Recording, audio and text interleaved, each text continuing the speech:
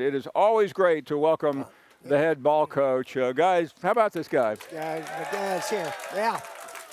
Only the greatest coach in Florida history, but that no big deal. I'm the ambassador now, so you are. I'm bragging about we're number 5 academically. If we can beat Alabama tomorrow, we can be number 5 in the nation in football, right? If we can. We had Scott Strickland on earlier, and he was bragging. But I will tell you, when Coach Spurrier was the head coach at the University of Florida, he didn't want to be number 5. I can assure you of that. Well, from 11 to 5, though, would be right. A little higher than that. Yeah. It's great to see you, and I detect a lot of optimism from you about this Gator team.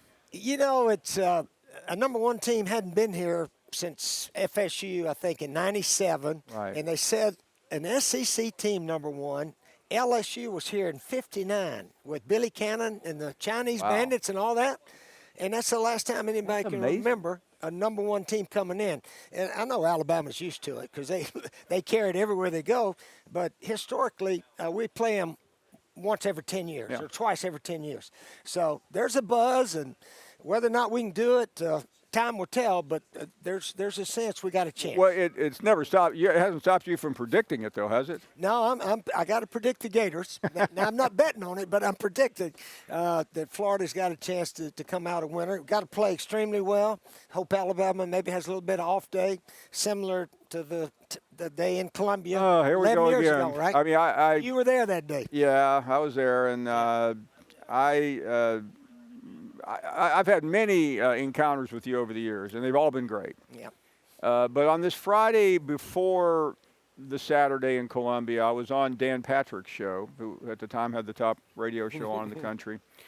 And Darius Rucker had just been on blabbing about how the Gamecocks were going to beat Alabama. And Patrick asked me, he said, you just heard Darius Rucker on. He said, what chance do you give Alabama losing to South Carolina? I said, 0, zip. They have no chance.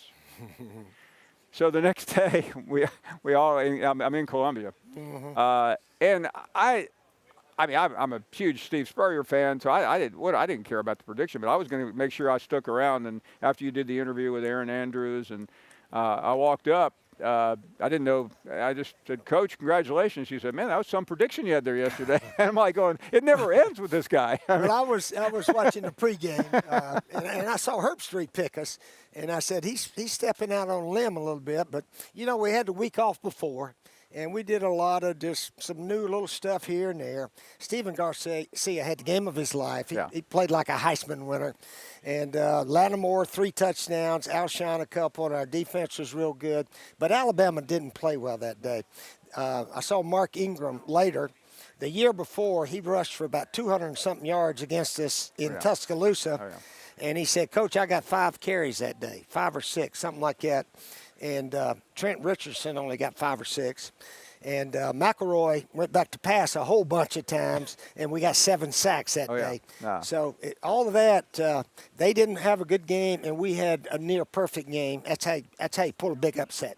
So let's take it to tomorrow, and Alabama walks in, and you've been there. I mean, when the Gators used to show up when you were there, we all expected you to win and win big, and you did. Not always.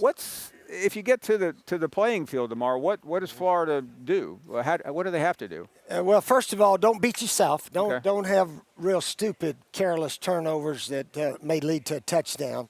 Make the other team earn their points, and hopefully we can stay on the field a while. You know, that game we beat Alabama 10, 11 years ago.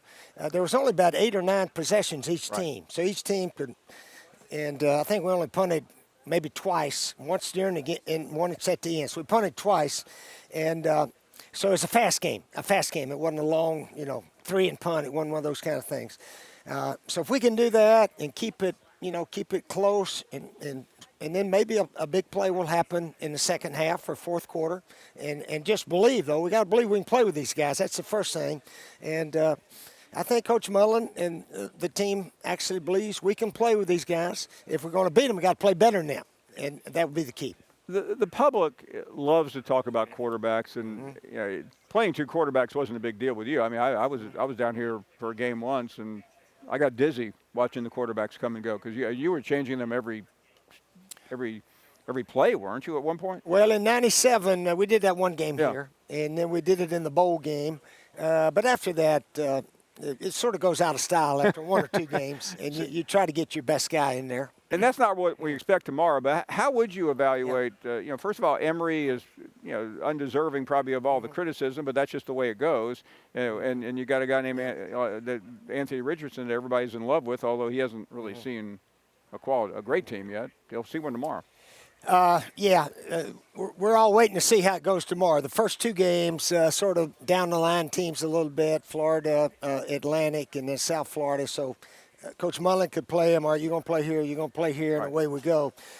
Now tomorrow, when the game's definitely on the line, middle of the first quarter, second quarter, we'll see who plays the most. And then that may be a decision will be made a little sooner. When you're playing a team like Alabama, Coach, and we know they have an elite defense, and we'll get to their offense in a second, you don't want to waste the crowd.